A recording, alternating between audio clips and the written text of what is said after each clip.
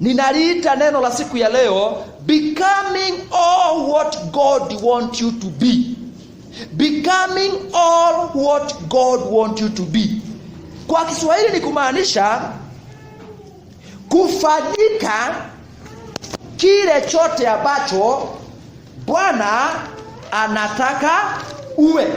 Kufanyika kile chote Bwana anataka uwe. Praise the name of the Lord.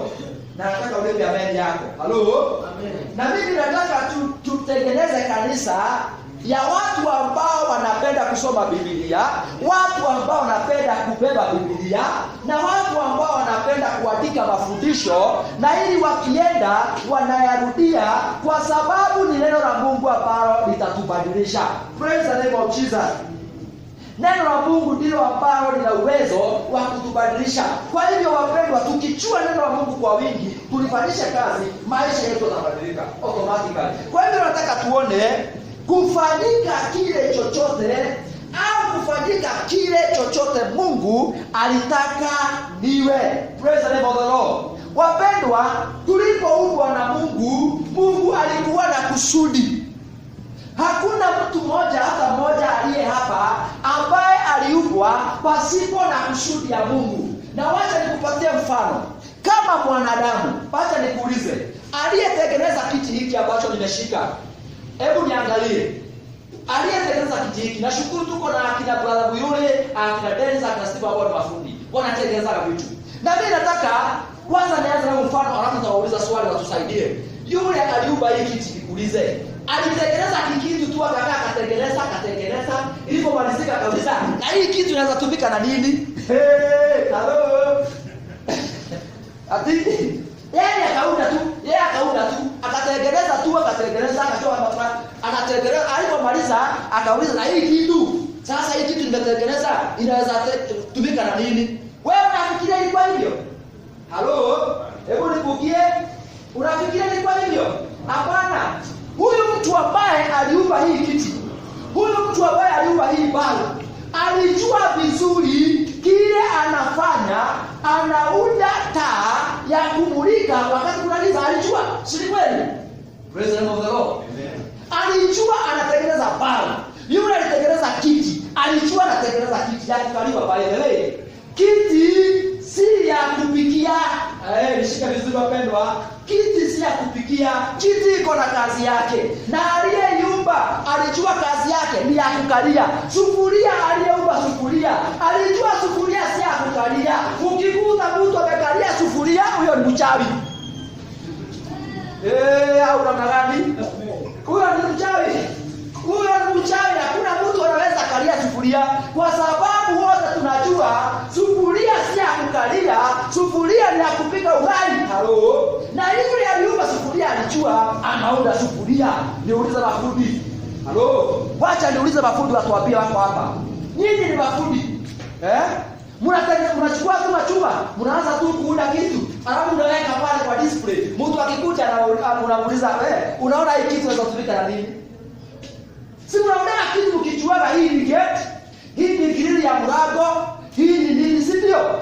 Kama mwanadamu ako hivyo, ya kwamba mwanadamu anatekeleza kitu, anakifikiria kwanza mapema. Nishika vizuri. Anafikiria mapema, nataka kuunda kitu cha aina hii kifanye kazi hii. Halo. Na wapendwa, ukiangalia kampuni yote, angalia simu yako, angalia redio yako, kuna mambo kadhaa nitakwambia. Hizo bidhaa ambazo unazo zimekuwa manufactured kwa kampuni. Kila product iko na serial number. Glory to Jesus. Kila product iko na serial number. Kama hii simu ambazo tunazo, wanasema email number. Na email number ya simu yangu sio email number ya simu yako, kwa sababu those are unique product ambazo zilitengenezwa zikiwa na kusudi yake. Wapendwa, hata sisi Mungu wetu ambaye ni zaidi ya mwanadamu, halo, hekima ambayo mwanadamu anatumia alitoa kwa Mungu. Kwa hiyo hata Mungu wetu hakuna kitu ambacho unaweza ukaona na macho na ambacho huwezi ukaona macho, ambacho aliumba kwa bahati mbaya, alafu akauliza hii ni vyombo ya kufanya kazi gani? Halo. Kwa hivyo hata wewe mpendwa, Mungu hakufikiria mapema, akafikiria nataka niumbe mwanaume. Halo. Nipe amen. Nataka niumbe mwanaume. Na yule mwanaume nataka kumuumba. Steve simama. Wacha nikutumia Steve simama. Halo. Akasema, wacha nikwambie, kabla Steve hajaupika kwa tumbo ya mama yake, maandiko Yeremia 1, ukisoma 4, Yeremia 1 kuanzia pale ile, inasema nalikujua kabla haujaupika kwa tumbo ya mama yako. Si ndio inasema hivyo? Nalikujua kabla haujaupika kwa tumbo ya mama yako. Kwa hivyo Mungu alikujua kabla haujaupika kwa tumbo ya mama yako. You were a spirit, ulikuwa roho. Tuko pamoja. Huu ni ujumbe ambao tunaendelea nao. Tutaenda kidogo, tutafikisha mahali, tutaendelea nao ili mpaka tujijue na tujielewe. Na wapendwa, by the time tunakuja kumaliza ujumbe huu wapendwa, kila mmoja wetu atakuwa anauliza Mungu, Mungu uliniumba dunia hii nifanye nini? Uliniumba nikuwe nini? Kwa sababu wapendwa, acha nikwambie, kuna wengi hata ambao tuko hapa siku ya leo wapendwa, ambao haujafanyika kile Mungu alitaka ufanyike. Wengine wetu hata zile kazi tunafanya, hizo sio kazi ambazo Mungu alitaka tufanye. Hello. Glory to Jesus. Amen. Sasa wacha tutumie ndugu wetu Steve. Unaona Steve? Haya, wacha sasa tena wacha nitumie Steve na mimi. Uangalie Steve na uniangalie. It is not by coincidence ya kwamba Steve ni mrefu. Hiyo sio kitu ya kuambiwa, hiyo ni kitu ya kutazama. Hiyo ni kitu ya kutazama. Mimi Steve hata anaweza mimi namuuliza unasema nini? Akiongea, "Halo." Haya, tena waangalie upana. Ukiangalia upana wewe, Steve akisukua kidogo safari ndogo. Unaanza kubisha na yeye. Unaanza. Simunijibu. Unaanza kubisha na Steve. Silikiona mambo yanaharibika, mimi nafanya nini? Mimi naondoka physically. Kwa sababu the body build yake vile hivyo ni mrefu, ni mfana. Na mimi niangalie. Lakini wacha nikwambie, it is not by coincidence. Hello. It is not by coincidence ya kwamba Steve hapo hivyo na mimi niko hivi, ni kwa sababu kabla hajaupika kwa tumbo ya mama yake, Mungu alijua anaumba mwanaume ambaye atakuwa mrefu hizi. Hello. Hata kama wanasemanga urefu tulipewa, hiyo hatuwezi kubadilisha, lakini mahali sasa tunapewa tujishughulikie ni upande hii nyingine. Hello. Urefu tulipewa, lakini upande hii nyingine tunapewa tujishughulikie. Sasa naona wengine wanashughulikia, lakini wengine bado tunajaribu kujishughulikia. Lakini tunajaribu. Hello. Kwa hivyo we are not a constant. Hebu Steve chini, tupige Steve kwa mazuri. Kufanyika kile chote Mungu alikusudia niwe. Nifanyike hicho ambacho Mungu alikusudia niwe. Mapenzi ya Mungu yatimie kwa maisha yangu. Kwa sababu gani? Wapendwa, and this is one encouraging. Kama manufacturer ako na serial number ya product ambazo ameunda, wacha nikwambie, Mungu ako na serial number yako. Hapo ndio kwa Mungu. Mungu anakujua. Hello. Nalikujua kabla haujaupika kwa tumbo ya mama yako. Nalikuchagua. Akamchagua Yeremia awe nabii. Alimchagua hata kabla hajaupika kwa tumbo ya mama yake. Nisikize. Dada nisikize. Ndugu nisikize. Ya kwamba hata wewe kabla Mungu hajakuumba, kwanza alikufikiria. Hello. Na wakati alikufikiria, alijua anakuumba akufanye nini. Hiyo ni point. Hello. Alijua anakuumba akufanye nini. Yeremia Mungu alijua anataka awe nabii. Wapendwa, wote hatutakuwa manabii. Praise the name of the Lord. Lakini kuna kile ambacho Mungu alikufanya uwe. Wote hatutakuwa wachungaji kama mimi. Lakini pia kuna kile ambacho Mungu amekufanya uwe. Sijui kama unaelewa wapendwa. Kuna wengine hata wako hapa leo waliumbwa na Mungu na wakawekwa DNA ndani yao ya kwamba wao ni wafanyabiashara. Sijui kama tuko pamoja. Hello. Yaani Mungu alipokuumba, wewe hakukuumba uwe daktari, wewe hakukuumba ukuwe fundi, wewe alikuumba niulize, shida inakuwa wapi? Shida inakuwa wakati tumeshindwa kutambua mapenzi ya Mungu. Halo, tuko pamoja? Wakati tumeshindwa kutambua mapenzi ya Mungu, ya kwamba nipige magoti, nifunge kula na kunywa, nitafute Mungu nimuulize, Baba uliniumba nikuwe nini? Na ndiposa unaona wapendwa, tunateseka katika kazi ambazo tunafanya. Kazi zingine tunafanya hatukuwa tufanye hizo. Halo, unaweza kushangaa sana. Brother Boyole ni mfano natoa. Unaweza kushangaa ukuwe serious na Mungu muulize, and by the way, najua siku hizi wanasema fadhi. Naangalia TV kuna watu wanasema shame prayer. Mimi huwa naifuata kuna kitu na shika. Halo. Mimi huwa nasikiza shame prayer, sio kama mzee unashika. Mimi najaribu kufuata sia fadhi, cheza hivyo hivyo tu. Nasikia wewe mzito, sasa sijui kama ni mzito kija nijuaje.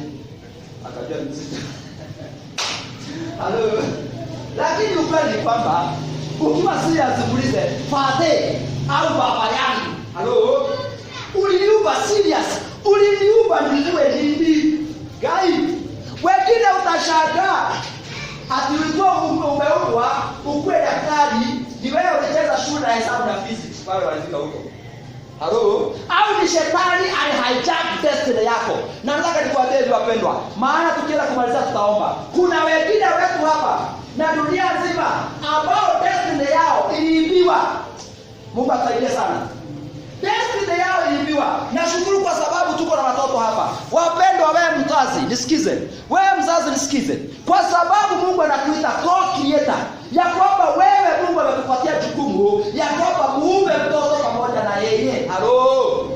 Tuko wengi sitaenda zaidi hapo, lakini najua hata kuanzia mwanzo unaupaka mtoto wa Mungu. Si ndio? You are co-creator with God. Praise the name of the Lord. Lakini wapendwa, kwani kuumba mtoto ni nini? Wanasemaga kuzaa sio kazi. Kazi ni nini? Kulea. Na kulea ni kushirikiana na Mungu kutengeneza huyo mtu, huyo mtoto awe kile Mungu alitaka awe. That is creating with God.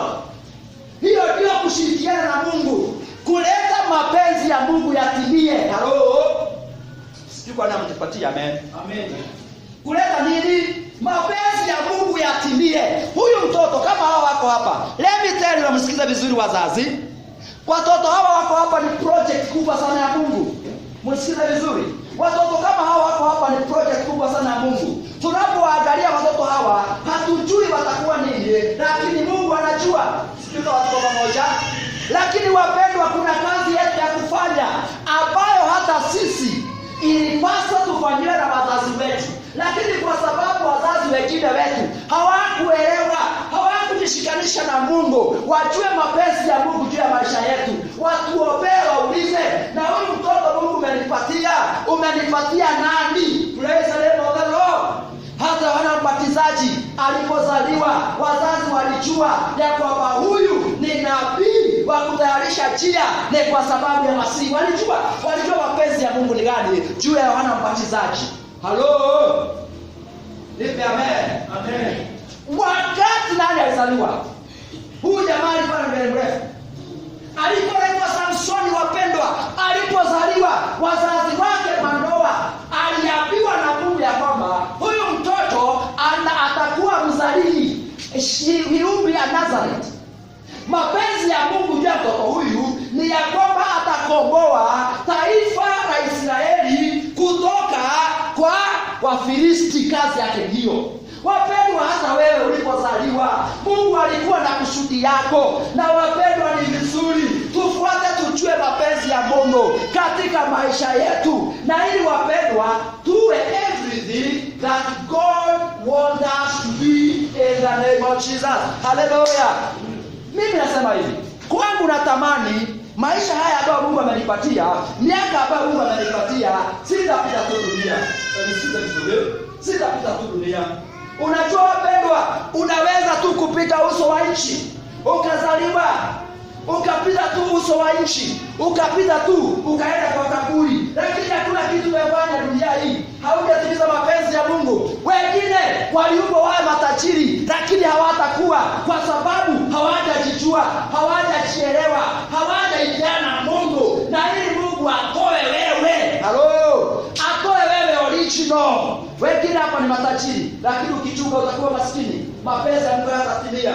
Wengine hapa wakikaa vizuri ndani ya Mungu ni manabii. Hawa mama unaona, hawa watoto unaona, wakikaa vizuri ni watu ambao wanaweza kusimama kanisa kama siku ya leo. Watu waambie thou says the Lord, kwa sababu wako na roho wa kinabii ndani yao, lakini hawajijui, hawajitabui. Kwa hivyo wataendelea na watakufa na hiyo kipawa ndani yao, na itafanya kazi. Wengine ni wanafanya biashara kubwa, lakini wameenda profession zingine. Kuna watu ambao DNA yao wameumbwa na Mungu, wamepewa ukulima. Akilima akiingia shamba, akijua ajue ya kwamba mimi nimeumbwa na mimi DNA yangu ni ya kulima, aingie eneo yake, aingie environment yake. Unajua tunateseka kwa sababu mara nyingi tunakuwa environment ambayo sio yako. Lakini ukichua environment yako, uingie katika environment yako, wapendwa. Tuambie Mungu atusaidie. Amen. Tuambie Mungu atusaidie tujijue, tujielewe, mapenzi ya Mungu yatimie. Wapendwa, ni vizuri kuomba hivi. Bwana, chochote ambacho kina jina yangu dunia hii, Baba asikufa kabla hakijakuja kwa maisha yako. Msikize vizuri. Sijui kama unajua wapendwa, kuna mali ambayo ina jina yako. Glory to Jesus. Nisikize vizuri. Nisikize vizuri. Kuna mali ambayo ina jina yako. You may not be driving today, but listen to me and listen to me well. Nisikize na unisikize vizuri. Wapendwa, saizi unakodesha nyumba, saizi unakosa chakula, saizi pengine fees na kusumbua, lakini katika record ya Mungu unaweza kukuta by this time, according to the purpose and the plan of God, you should be driving. Praise the name of the Lord. Ni kumaanisha basi huko nyuma kimaisha, na hapo ndipo tunafika, tunamwambia Bwana restore, turejeshe. Mahali nastahili kuwa wakati huu katika maisha. Bwana, harakisha hatua zangu niweze kufika hapo, nisikufe kabla sijapata baraka zangu. Wapendwa, sikize. Kuna watu wengi hapa ambao tutakufa, hatutashika baraka ambayo ilikuwa yetu. Ukifika mbinguni wapendwa, if you are going to make it there, utaenda unafunguliwa store, unaonyeshwa Jeep, unaonyeshwa Range Rover, unaonyeshwa Prado, unaonyeshwa mansion. Unaonyeshwa biashara kubwa, unaambiwa hizi zilikuwa zako, lakini wewe haukufanyika mapenzi ya Mungu, haukuitisha maisha yako yote. Destiny yako ili haijaachiwa na shetani. John 10:10. Soma. John 10:11. For the thief cometh to steal, to destroy and to kill. Yohana 10:10. Lakini nimekuja ili upate uzima na uzima tele, upate your full life, upate your full package. Mimi nimekataa wapendwa half package ya maisha. Mimi namwambia Bwana, I want full package. Praise the name of the Lord. Nataka full package ya maisha yangu. Kama Mungu alikusudia nitatajirika, wapendwa, nimekataa. Sitalala kaburini kwa maskini. Sema amen. Glory to Jesus. Amen. Hebu sema sitalala kaburini nikiwa maskini. Utajiri wangu wote ninauitisha nikiwa hai. Hebu nisikize wapendwa, hebu nisikize. Hakuna haja ya kujenga nyumba ya ghorofa 3 ukiwa na 8 years, no problem. Hakuna haja. Hakuna. Mimi nataka nikukoroge leo. Hakuna haja ati watoto wako umewaelimisha na shida, lakini wakati umezeeka hauwezi kuona barabara uendeshe gari, atazaje wanakunulia. Nimekataa. Hello. Amen. Sio tuko pamoja kabisa. Tuamwe. Tuko pamoja. Hakuna haja wapendwa nikae tunaendana maisha haya wakati sasa wakaza unaisha, wakati maisha yako yanafika mwisho. Hadi hapo sasa ndio watoto wanasema atuanajengea nyumba, wananunulia blanketi, na hata siwezi kuona haja yangu. Unaweza kuona, unaweza kuenjoy. Kama nikuendesha gari, nataka niendeshe sasa hivi nikiwa mzee kijana hivi. Sasa hivi mimi ndio mpaka Nairobi.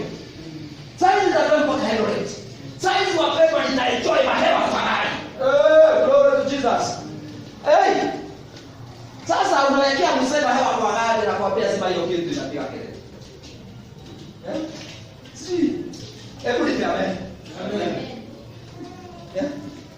Yaani wewe na vijana wako pale, wewe ni mzee, kuingia gari ingia dakika 10. Kwanza leo kakiti moto hapa.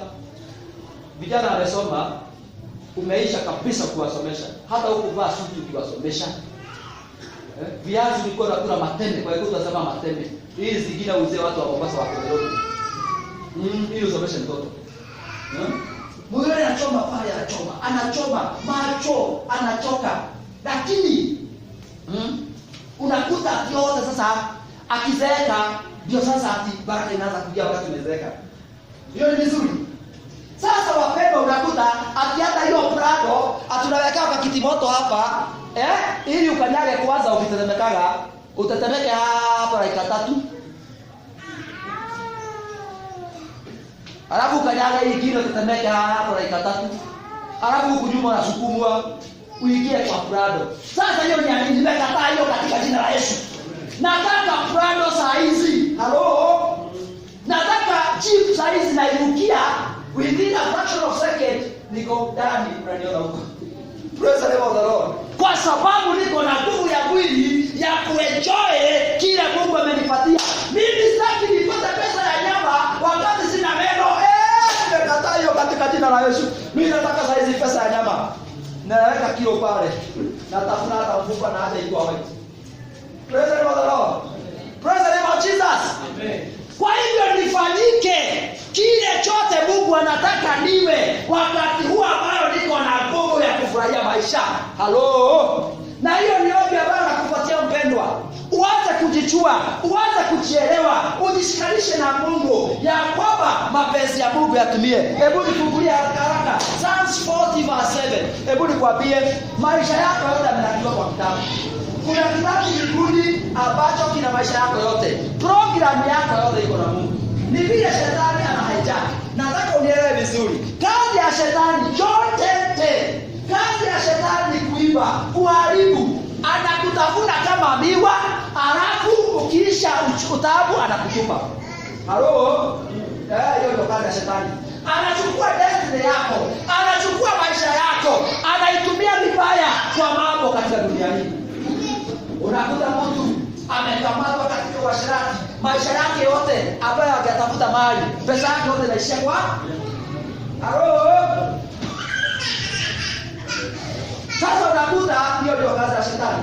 Lakini ukumbuke ya kwamba Mungu wako na program yako. Haya, nisomee na mtu.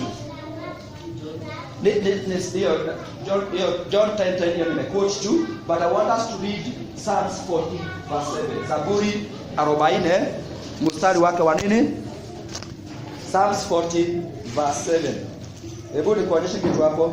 Ndipo niliposema, tazama nimekuja katika gombo na chuo nimeandikiwa. Ati? Ndipo nikaposema, nani huyo? Ni Yesu anaongea. Amen. Nani anaongea? Ni Yesu anaongea. Anasema nini?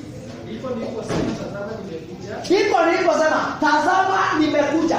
Yesu, hebu mzee kidogo. Yesu alipozaliwa, yeye anatangaza kuja kwake. Halo. Yesu anasema, ndipo nikasema, tazama nimekuja katika dunia. Nimekuja kufanya nini wapendwa? Yesu anasema nini? Nimekuja katika gombo la chuo. Nimekuja katika gombo la chuo. Kiswahili yako sasa nasema nini? Najua hapa kuna tofauti na ile. Ndio. Haya, Kiswahili inasema nini? Ya Yesu. Mbona tunapata vyogo kwa sababu ya kelele? Halo? Tunapata vyogo kwa sababu ya kelele. Yeye wakiongeza tunaongeza. Haya.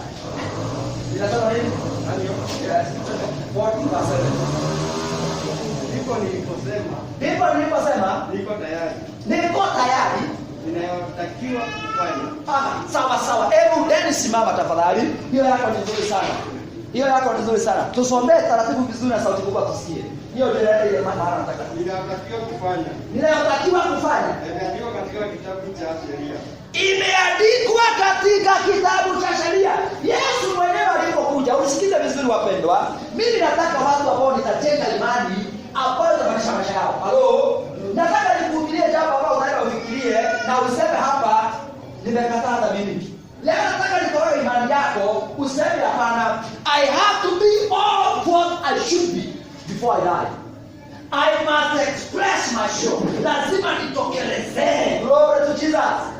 Vile Mungu alitaka lazima nikuwe hivyo. Kama ndio mama ambao tunao hapa, lazima utokelezee vile Mungu alitaka. Sio lazima ukae mtu akuteseka. Hello. Yes.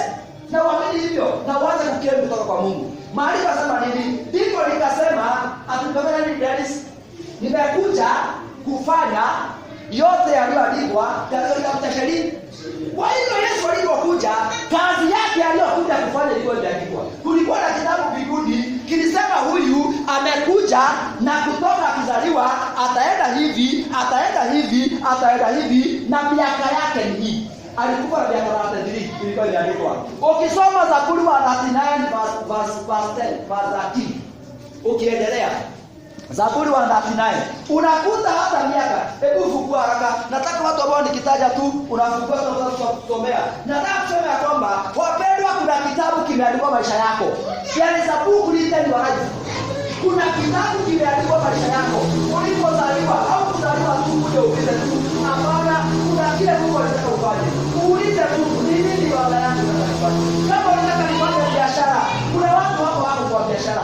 Abia Mungu, Baba nibariki kwa biashara so that I can be all that you want me to be in the name of Jesus. Glory to the Lord. Psalms 139. Eko hapo basi. Nani amefungua? Sasa Yesu anasema iko imeandikwa na amekuja kufanya vile iko imeandikwa. Nikuulize, wewe imeandikwa utakuja kufanya nini? Nikuulize. Nisikia mzee hapa amesema mambo ya kufua nguo mzee. Wacha nikuulize swali. Nitumie mfano mzee alipatiana. Na ndipo hapo sasa ninataka nikoroge imani yako, nikwambie pengine katika kitabu cha Mungu hakuna mahali imeandikwa utafuria wengine maguo. Msikize. Praise the name of the Lord. Hakuna mahali kumeandikwa katika kitabu cha Mungu utafuria wengine maguo. Ni plani ya Mungu ili haijakiwa na shetani akakutumikisha kwa kazi ambazo haukuufanya. Praise the name of the Lord. Akafanya nini? Akakutumikisha kwa kazi ambazo haukuufanya. Tumekataa kutumikishwa. Praise the name of the Lord. Mimi kwangu nimekataa kutumikishwa. Praise the name of the Lord. Wana wa Israeli walipokuwa Misri walijenga manyumba ambayo inaitwa pyramid. Na wapendwa, wale manyumba walikuwa wamejenga ni ya kuzika mili ya wafalme wakikufa. Hata sio kitu ambacho iwekwe. Lakini walikuwa wanainua mawe. Na mimi nilikuwa naambia Dennis on Sunday, one of my prayer ni kwamba niende Israel. Nimepita hichi. Nione pyramid, alafu nivuka hapo Suez Canal niingie kwa hiyo nyingine. And I know it's going to happen. Nani ataona mimi? Nani ataona mimi? Nani ataona mimi? Let's prophecy. Hii ni unabii. Hii ni unabii. Hello. Unajua kama umesema hivyo, nitakukumbusha tukiwa pale siku moja. Nikwambie wewe kumbuka ile siku tulisema tutaenda kwa watu wamekuinua na tuko hapo sasa. Hello. Tupitia huko tuone hizo pyramid. Wana wa Israeli katika mpango wa Mungu hawakuwa waende Misri wakajenga pyramid. Hello.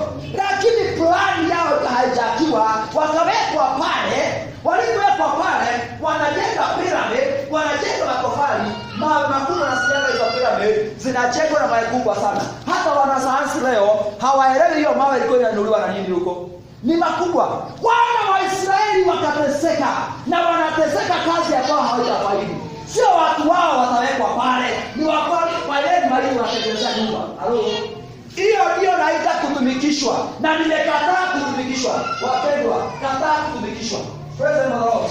Kataa ile kazi unafanya kazi ya punda, unapata mshahara wa nini? Sio kama tunaelewana. Mimi niweze sodi. Na tukielewa kile Roho Bwana anajaribu kutusaidia, kuna mahali Bwana anataka kututoa katika utumwa. Unafanya kazi ya punda, lakini ukiangalia mapato hakuna. Unafungua biashara unafanya, lakini haipiki. Kwa nini? Kwa sababu kuna roho wa kutumikisha. Tunatangaza kama ni biashara, nikifanya biashara inipatie pesa za kunitosha katika jina la Yesu. So that I become all what God wants me to be. Nikilima shamba, sitatoka tu na kuinama. Halo. Sio watu pamoja. Nisile shamba nitoke tu na kuinama. Lakini wakati nimevuna ndio viazi inaruka bei. Unakuta umetumikishwa miezi mitatu na madawa, umetumikishwa na jembe. Tumekataa. I must become all what God wants me to come. Hello? Lazima nchi izae kile ambacho ni changu. Lazima mali yangu iishe ikiwa uhuru. Ile yote ambayo iliandikwa ni yangu. Mimi natangaza katika jina la Yesu. Gari ambayo iliandikwa ni yako ikuje mapema. Sema amen. Amen. Shamba ambayo iliandikwa ni yako ikuje mapema. Sema amen. Amen. Praise the name of the Lord. Kama hapa kungekuwa mtu ambaye hajaoa au hajaolewa na anatakaga, tungemtabiria let the right guy come. Hello. Na asikuje wakati sasa kama ni mama ameanza kuchapa. Kama ni mzee ameanza kuchapa. Akuje mapema wenyewe life. Praise the name of the Lord. Na hata watoto tuwatabiria kwamba amen. Na ndio tunasema we are confident with God. Hata hawa watoto tujue ni project yetu. They must become what God wants them to become. Kwa hiyo tutapiga magoti tutawaombea. Na tutasema watoto wetu hawatavuta bangi. Kwa sababu ya mtumwa. Halo? Kwa sababu wakianza kuvuta bangi, hawawezi kuwa kile Mungu anataka wawe. Wanaweza? Tuombe Mungu wanaweza? Hawawezi. Kama ni wasichana wetu wakianza umaraya na ukahaba, wataweza kuwa kile Mungu anataka? Hawawezi. Watapoteza nguvu zao katika ukahaba, watapoteza nguvu zao katika pombe, watapoteza nguvu zao katika bangi na madawa, na mshona kuta watu wao wamekuwa useless. Kwa hivyo shetani amefaulu kuhijack plan ya Mungu. Kile Mungu anataka kufanya, yeye anakutumia vibaya. Tumekataa kutumia vibaya katika jina la Yesu. Sasa tuseme amen. Halo. Lazima tuwe kile Mungu alitaka. Yesu akasema nimekuja kufanya kile kimeandikwa katika kitabu. Halo. Mimi najua kuna kile kimeandikwa nitakamushi this world. And in this life kuna kile kimeandikwa. Na mimi kuna ombi moja naomba nikiliala. Naambia Bwana, usikubali siku ziwe zinaenda. Siku zinaenda na zeeka, usikiza vizuri wapendwa. Kwa sababu inawezekana kuna mpango wa shetani atumiaga. Ili usikue kile Mungu anatakaga, wacha nikupatie triki ya shetani. Na anafanyaga hivi. Anafanya miaka inaenda, kalenda inaenda. Kama ulikuwa 30, unajikuta huko 40, but nothing to show. Hawezi kuwa kile Mungu anataka. Kwa sababu kalenda zinaenda, unazeeka, miaka inaongezeka, lakini maisha yako haibadiliki. Kwa hivyo there is movement but there is no progress. Kwa sababu miaka inaenda, lakini na ndio unaona pale nimeandika a decade of divine establishment. Pale nimeandika hivyo. Na ni unabii natoa. Mimi namwambia Bwana kila siku nikiomba namwambiaga, hii miaka iko hapa. Tuko 2020. Tunaenda 2021. Mimi sitaki kuhesabu calendar years as 2020, 2021. I want the year to count, not me to count the years. Praise the Lord. Kwa hivyo ombi langu ni kwamba huduma hii iwe vile Mungu anataka. Mimi nimeweka timeline. Nimemwambia Bwana, I'm taking dominion over time. Wakati wangu hautasonga bila mabadiliko. Praise the name of the Lord. Kwa hivyo miaka hii 10 nitatabiria huduma hii ya kwamba ni miaka 10 ya kujipanda na kusimama vizuri. Praise the name of the Lord. Na ukiona pale nimechora kanyumba ambayo iko juu ya mwamba. Haleluya. Haiwezi kutikizwa maana imesimama. Wapendwa, na kuuzia hiyo maono siku ya leo. Kataa miaka kusonga na wewe hausongi. Kataa katika jina la Yesu. Kataa katika jina la Yesu.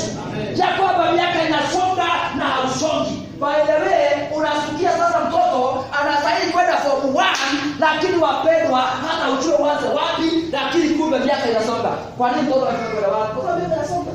Halo. Unakaa unajiangalia kwa kioo kama juzi nimeenda kushave kidogo nikajua wewe. Sasa hapo inabidi niombe zaidi. Kwa sababu niona vitu vya white inatokea. Halo. Na vitu vya white inakwambia jua inaanza sasa kutua. Praise the Lord. Na kwa sababu jua inatua, wapendwa, jua inatua, lakini kiangalia nasikia sasa hata siwezi hata nyumbani tena. Praise the Lord. Siwezi hata nyumbani tena. Jua karibu inatua, lakini naangalia watoto, naangalia yale mambo sijapata, anasema sio ndani nyumbani, naingia kanisani, na kuja hapa kupiga dini, nikiitisha kitu ambacho ni changu, nikikataa kutumia na shetani. Kwa hiyo wale watu wanakuza maono. Hii miaka 10 pale nimeandika divine addicted ni kipindi cha miaka 10. Hello, that's addicted. Decade ni kipindi cha miaka 10. Na mimi nikatazama nikasema, mimi sikuwa na ile revelation. Mimi mwaka nikiruka mwaka, naruka tu mwaka. Watu wanaruka nikiruka mwaka, mambo yanaishia hapo. Hiyo mwaka tunapewa prophecy nyingi. Year of divine favor, year of riches. Hallelujah. Hiyo ni prophecy. Ukitoka pale, unarudi kwa mambo ya kawaida. Haujui ya kwamba shetani naye anategea utoke pale, aanze sasa kuhakikisha hiyo mwaka utaisha, hakuna kitu umefanya. Kwa hiyo huwezi kuwa kile utakuwa. Kwa hiyo tukiruka mwaka na tukiambiwa kama vile tumesema a decade or divine establishment. Miaka hii 10 wapendwa, katika huduma hii kuna yale maono nimeweka mbele za Bwana. Mimi miaka hii 10 na wale wazee tumeshia na wao wanajua. Nimewaambia miaka 10 ikiisha tutakuwa na plot ya kanisa. Halo, miaka 10 ikiisha tutakuwa na bandi ya kanisa. Kama juzi tumekuwa na mazishi ya hawa ndugu yetu hawa. Na nilikuwa namwambia miaka 10 inakuja, hatutokuwa shida. Tutakuwa tunaweka mafuta tunaenda kishi. Praise the Lord. Kwa sababu hatutakaa stagnating, tumekataa hawa stagnation Jesus name. Lakini wapendwa pia na kuunganisha na nguvu za madhabahu haya ya kwamba wapendwa, miaka hii 10 ambayo madhabahu hii inainuka na kwenda leo nyingine, hata wewe mpendwa usibaki nyuma. Halo, hata wewe uinuliwe uwe kile Mungu anataka miaka 10. Kwa hiyo mimi nakuhusia roho wa maombi, uanze kuzaa miaka 10 ya kufanikiwa. Sivile anasema hii miaka 10 lazima nitaandika. Unajua mimi kwa kitu nimejua na nimefanya uchunguzi na nikashangaa. Mimi Mungu akanifunza kitambo kuwa naandika yale mambo nataka kwa mwaka au kwa mwezi au kwa wiki, naandika. Haraka nakuja kuombea kama nimefaulu. Nikakuja kugundua when you have written down your vision, umekaa chini umeandika, ukasema okay fine 20. Sasa tusiongee 2020. Although mimi hapa wakati na hapa kuna kitu naambia Mungu. Hii miezi miwili, mwezi mmoja na wiki ambayo umebaki ya 2020 haiwezi kupotea. I'm still ready. Hiyo siku Mungu anatenda kitu. Hello. Hiyo siku zimebaki. Mungu atatenda kitu katika jina la Yesu. Because I'm taking dominion over time. Wapendwa, usipochunga wakati, there is an attack on time. Shetani anataka time yako. Na nikakwambia utaanza kuona movie kama ni msichana, utaanza kuona Rigos na bado uko single ukicheza. Praise the Lord. Kama ni mzee ukicheza, praise the Lord. Because time inaweza kumove na wewe haumove. Kwa hiyo wapendwa, hii miaka 10 uwe sio kuandika tu. Ukiandika, wacha nikupatie strategy. Tusimame ujiombe. Ujumbe huo siwezi maliza, nitaomba. But I hope you have been blessed. Unabarikiwa? Wapendwa, mnabarikiwa? Kuna kitu mnapata? Kuna kitu nasikia kinatoweka ndani yako? Kuna revelation unapata? Yes. Sasa wacha nikupatie strategy. Kama unataka kufanyika kile Mungu ameandika kwa hiyo kitabu tumeona, kwa sababu Sanzo anaendelea na miaka yake imeandikwa. Lakini wacha nikuulize mpendwa. Unajua ni watu wangapi ambao miaka yao imeandikwa lakini hawatafikisha miaka hiyo? Ni wengi. Kwa nini? Kwa sababu hawajui kupigania kile Mungu amesema ni chako. Mungu akawapatia wana wa Israeli nchi ya Kanaani, lakini kulikuwa na Waamori, kulikuwa na Wakanani na kulikuwa na mataifa mengine. Mungu akawaambia nimewapatia, lakini mwende mpigane mnyakue. Halo? Mungu ameandika katika kitabu chake miaka yako, lakini unaweza kosa kufikisha miaka hiyo kwa sababu haujajua ni kupigania miaka. Praise the Lord. Na hapo ndipo unakuta mara nyingi naitaka watu naanza kuwaombea na kemea roho wa kumachua deni. Kwa nini? Kwa sababu najua shetani anaweza kukuua kabla ya siku zako, kabla haujatimiza mapenzi ya Mungu na ukufe. Utakufa. Na watu wanakufa. Halo? Wakila sima wanasema watu wanakufa. Sio? Kukufa. Kuna kufa. Kuna kufa. Praise the Lord. Watu wanakufa. Kwa ya Mungu ambayo ameandikwa na Mungu. Anataka tupiganie mambo hayo tuyapate, tupigane tupate. Upigane upate miaka yako yote. Amen. Halo. Amen. Upigane upate utajiri wako wote. Halo. Upigane upate baraka zako zote. Lakini wapendwa, kama ni kula ugali na kulala, na ndio nasema wapendwa, kama umeanza kumjua Mungu, kama umesha na kufunza kumjua Mungu, wapendwa, inastahili uanze kuwa serious na wokovu. Halo? Uanze kuwa serious na maombi. Huwezi kukula ugali 7 days. Unakula ugali 24 hours in a day, 7 days in a week, 365 days in a year. Unakula ugali na kulala. Na hakuna siku unasema ya kwamba mimi leo sitakula ugali, I am fasting, lazima niombe Mungu, I will not die young. Lazima unafunga, unasema ile biasharani, leo Mungu shughuli na mimi natoa sadaka kanisani na sikuli, halafu naiombea. Uone kama hutaenda mbali. Lakini kama unafanya tuna ujui hata biashara ni kioo, biashara ni kioo, kazi ni kioo. Usipoya approach na dimension ya kioo, papero huwezi kwenda mbali. Unanielewa? Lazima uapproach na dimension ya kioo. Kama mwanzo hii kuna watu wengi sana ambao wataki biashara zisimame. Wengi usipopigana na wao, na ninasemaga hata wakati mimi sangine naalika mtu kama brother moyo, napenda moyo sana. Hatujajuana kwa muda lakini napenda. Halo? Akina Dennis sasa tumejuana nimewapenda. Kwa sababu kuna mahali katika kuishi. Halo? Na kwa sababu kama mtu kama huu utafanya biashara zenu. Ndugu kama huyu ndugu napenda sana. Hii mmoja atafanya biashara. Amen. Lakini wapenda kuna kitu najua. Kama tutapigana ufalme huko hapa, hatuwezi kufanya kile Mungu anataka. Tunaweza madhara. Na ndipo lazima tujue, lazima tupiganie kile Mungu amesema ni chetu. Kile Mungu amesema ni chetu, lazima tupiganie. Na lazima tuwe kile ambacho Mungu amesema tutakuwa katika jina lake. Simama na miguu yako wapendwa. Hebu simama na miguu yako. Rise up on your feet in Jesus mighty name. Hello. Hebu nipungie mkono hivyo, nipungie tu mkono hivyo katika jina la Yesu. May the Lord bless you. May the Lord bless you. Hello. Mimi nataka nione nani ameshika kitu. Nani ameshika kitu akasikia nimeshika kitu, kuna kitu nimeelewa na kuna kitu nitafanya, sitalala tena. Hello. May the Lord bless you. Sasa nataka ufanye hivyo wapendwa. Hebu fungua mdomo wako.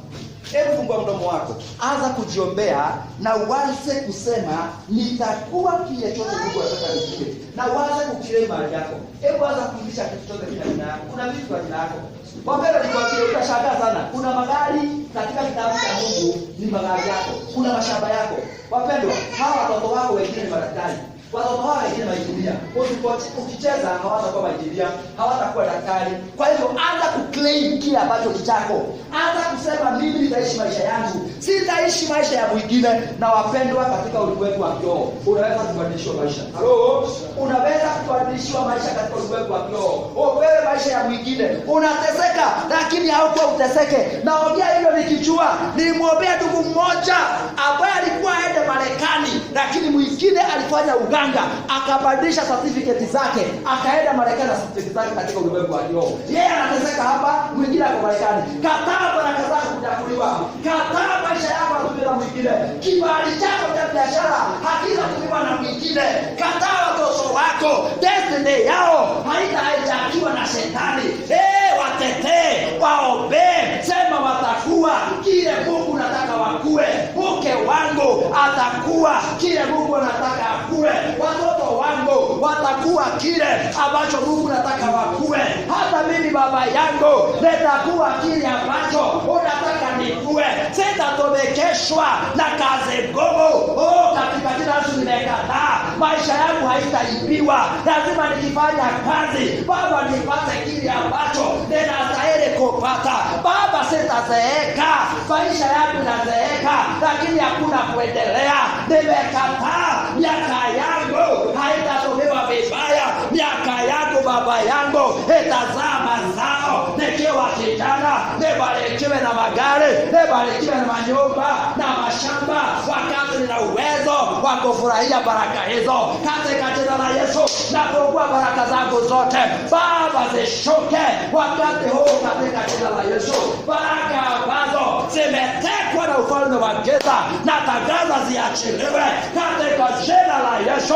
Wapendwa, fungulisha baraka zako, fungulisha kazi yako. Wengine wanataka kuweka biashara zao. Wapendwa, usipofungulisha hiyo kazi, utakaa mwaka baada ya mwaka unasema unafungua biashara, unashinda nini kinaendelea. Kumbe imefungwa katika ulimwengu wa kiroho. Ifungulishe, ifungulishe. Hata ipatie timeline. Patia hiyo biashara timeline. Useme nimeweka timeline, haitapita hapa, lazima itaifungoa katika jina la Yesu, na itakuwa hivyo.